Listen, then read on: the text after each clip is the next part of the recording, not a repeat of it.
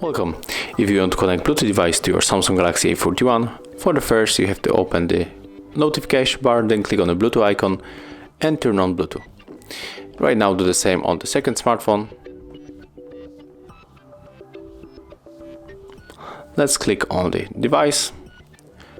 In my case, I'm going to connect my Huawei P30 Pro. Click on the pair, tap on the OK.